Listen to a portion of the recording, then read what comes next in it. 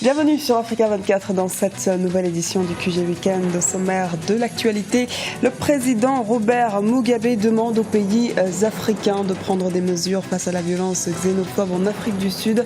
Parmi les pistes à suivre, la réduction du flux migratoire vers l'Afrique du Sud. Aux Comores, l'élection présidentielle approche et alors que le gouvernement vient d'être remanié de son côté, l'opposition s'organise en vue de cette échéance. Le Parti pour l'entente comorienne s'annonce déjà comme un allié du parti Joua. La problématique du climat au cœur des préoccupations du continent à 7 mois de la conférence Climat Paris 2015. Des experts sur ce domaine sont actuellement à Malabo afin de sensibiliser la population à ce sujet. Mais avant de développer ces titres, manifestations au Burundi, le collectif contre le 3e mandat du président Pierre Nkurunziza a décrété ce vendredi 2 jours de trêve dans les manifestations. Le collectif, qui regroupe 1 millier d'associations de la société civile et les 2 centrales syndicales burundaises, appelle le président burundais à réfléchir à son projet de 3e mandat et à y renoncer avant lundi. Le deuxième objectif sera d'organiser les manifestations de la semaine prochaine. Les récentes violences xénophobes en Afrique du Sud contre les ressortissants africains n'ont pas laissé indifférent le chef de l'État zimbabwéen Robert Mugabe. Lors d'un sommet régional de la SADC tenu le mercredi 29 avril à Harare, le président a demandé l'arrêt du flux de migrants vers ce pays. Les explications de Birama Saunera.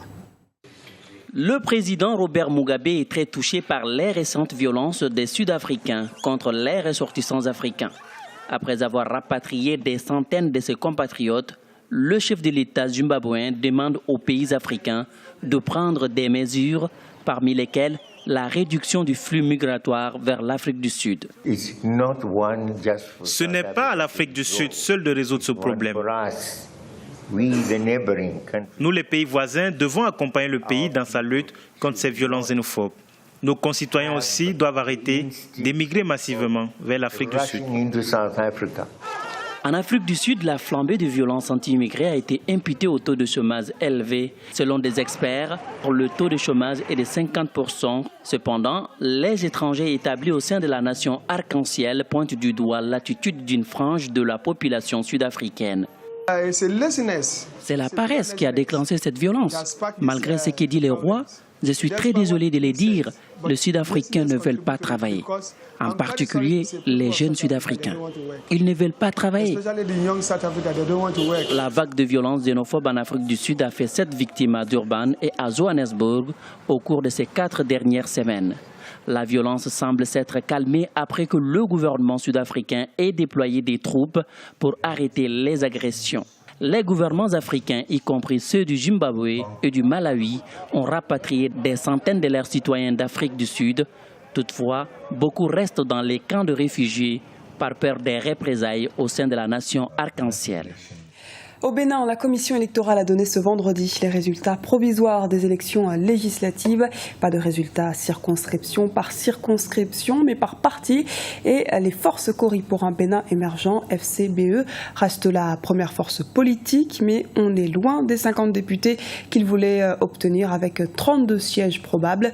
Face à eux, un gros bloc d'opposition se dessine avec l'Union fait la nation et ses 15 députés, puis le Parti du renouveau démocratique avec 10 élus et l'Alliance RB-RP avec 7 élus. Tractation politique aux Comores. L'élection présidentielle pourrait se tenir entre novembre 2015 et début 2016. Le Parti pour l'entente comorienne et celui de Joua pourraient sceller une entente afin de maximiser leur poids électoral, comme nous l'explique Ibra Khadindiaï. Remaniement ministériel dans l'archipel des Comores. Ce 3e gouvernement, Dikilou Douanine, connaît peu de changements.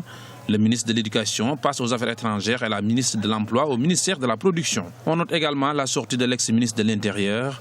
Plusieurs chantiers attendent ce nouveau gouvernement qui fait déjà polémique. Les Comoriens attendent de gens qui vont œuvrer pour qu'il y ait de l'eau, que la route soit fumée, qu'il y ait de l'électricité. Parce qu'aux Comores, aujourd'hui, on demande de l'eau, de l'électricité et du travail. Nous aurons espéré que ce gouvernement qui a été formé dernièrement ait de gens qui reflète la majorité de l'Assemblée. Parce que d'abord, pour qu'ils puissent travailler, il faudra qu'il y ait une majorité, une stabilité. Et là, il n'y aura pas une stabilité. Ça, c'est de d'un. De deux, les gens qu'on a mis dans des postes stratégiques, ce sont des amateurs. Aux Comores, aujourd'hui, on a besoin, par exemple, aux affaires étrangères, de quelqu'un qui connaît les rouages, parce qu'on va vers les élections de 2016.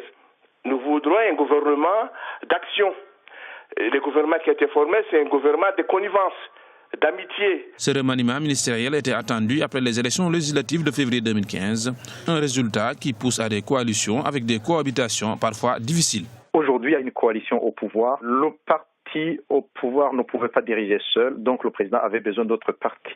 Au niveau de la coalition, il y a beaucoup d'animosité pour arriver à être parmi les gens en tête. Surtout, il y a les tensions entre les autres provinces et Anjouan. Donc le président a joué aussi sur ces rivalités entre les provinces. À savoir que les îles de Comores sont composées par plusieurs provinces et surtout c'est la région d'Anjouan dans laquelle où il y a les grands électeurs. Ce qui, en même temps, on doit souligner qu'il y a beaucoup de rivalités entre les anciens présidents et le nouveau, ce qui fait que souvent ce sont des ennemis qui deviennent des amis donc pour former le gouvernement. Rappelons que la présidentielle est prévue en 2016 aux Comores. Célébration de la fête du travail au Sénégal. Ce vendredi 1er mai, des milliers de travailleurs ont battu le pavé sous la bannière de la coalition des confédérations syndicales de travailleuses et travailleurs du Sénégal. Parmi les multiples doléances, celle des enseignants, comme nous l'explique Elhadj Ndiaye, notre correspondant à Dakar. La tradition a encore été respectée au Sénégal pour la célébration de la Journée internationale du travail. Mais cette année, celle-ci revêt un cachet particulier puisqu'elle intervient au moment où l'école sénégalaise est paralysée par la grève des enseignants.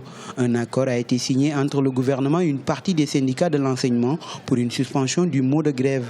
Mais de nombreuses revendications restent toujours en négociation. Nous pensons que pour l'essentiel, la situation de l'école publique est délicate. L'école publique est aujourd'hui en péril. Le gouvernement, tout comme les organisations syndicales d'enseignants, ont le devoir de mettre cet intérêt, cette exigence d'une défense de l'école publique en avant au devant de toutes préoccupations et de faire en sorte que la paix revienne dans l'espace scolaire et universitaire. Souvent, à l'occasion de la fête du travail, des doléances sont posées sur la table des plus hautes autorités du Sénégal. Pour le secrétaire général de la Confédération nationale des travailleurs du Sénégal, la plus importante concerne l'emploi des jeunes. Notre revendication première, c'est comment faire pour donner des emplois aux jeunes. C'est comment faire pour sauvegarder, maintenir et protéger les emplois existants. C'est comment faire pour que la protection sociale soit élargie à tout le monde. Que chaque travailleur puisse accéder à la sécurité, à la protection sociale. Que le secteur informel soit pris en compte. Parce que 90% des travailleurs, des emplois créés aujourd'hui sont dans le secteur informel. Ce 1er mai s'inscrit dans le cadre de l'unité. Elle a réuni les travailleurs autour du thème « Une coalition forte pour une feuille de route sociale au service des travailleurs et travailleuses du Sénégal ». Nous pensons qu'avec cette fête du 1er mai, ça permettra à l'État du Sénégal et les centrales syndicales enfin de tirer leur épingle du jeu et éviter aussi ce folklore qui n'honore pas ces travailleurs, puisque 90% des travailleurs ne savent pas l'origine même de la fête du 1er mai. Et je pense à ce niveau-là, il va falloir renforcer les capacités des travailleurs, impliquer davantage les travailleurs pour un règlement définitif des conflits sociaux. Les travailleurs ont défilé cette année sous l'égide de la coalition des confédérations syndicales de travailleuses et travailleurs du Sénégal. Elle est constituée de 5 regroupements syndicaux. Le réchauffement climatique, un phénomène qui inquiète de plus en plus les professionnels de l'environnement. Ce phénomène pourrait avoir de lourdes conséquences sur notre planète s'il n'est pas pris au sérieux dès maintenant. Nous verrons donc quels sont les enjeux climatiques de la Guinée équatoriale dans ce reportage de Serge Kofi, notre correspondant à Malabo. Le changement climatique, quel enjeu en Guinée équatoriale? Comme la plupart des pays africains, ce pays subit les conséquences du changement climatique. S'il est vrai que l'Afrique contribue très peu à l'émission des gaz à effet de serre, son économie et son agriculture sont affectées. Sur les côtes équato-guinéennes, les effets des changements climatiques sont perceptibles. Érosion côtière ou encore changement de température. Nous avons pu déterminer qu'en Guinée équatoriale, tant dans la partie insulaire que la partie continentale, on observe une augmentation significative de la température, principalement la température minimale. En ce qui concerne les précipitations aussi, on note différents comportements. Par exemple, dans la région insulaire, précisément sur l'île de Bioko, on observe une diminution des précipitations annuelles et le contraire sur la partie insulaire. Se observa una disminución de las precipitaciones anuales, pero se observa un ligero incremento en los días con lluvia. L'enjeu environnemental équato-guinéen est aujourd'hui de s'adapter à ces changements, mais aussi de contribuer à l'effort mondial de diminution des gaz à effet de serre. Parmi les résolutions du pays, l'utilisation du gaz produit dans l'industrie pétrolière pour créer de l'électricité, la mise en place des centrales thermiques et des réserves naturelles à Oreca sur l'île de Bioko et dans la forêt de Monte Allen dans la région continentale afin de préserver les écosystèmes. Pour prévenir les effets des changements climatiques, nous avons élaboré le plan national pour la conservation de l'environnement de façon générale.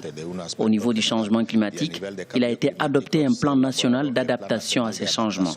Nous pensons que le développement et l'environnement ne doivent pas être antagoniques, ils doivent avoir une synergie. Les experts réunis ici à Malabo veulent faire adopter des gestes au quotidien susceptibles de réduire les émissions de gaz à effet de serre. Au niveau gouvernemental, tous plaident pour la mise en place d'un service de météorologie et une entrée du pays dans l'Organisation météorologique mondiale. Ce journal a été réalisé par l'ensemble de la rédaction. Merci pour votre fidélité. À retrouver dans un instant une nouvelle édition de l'actualité sur Africa 24.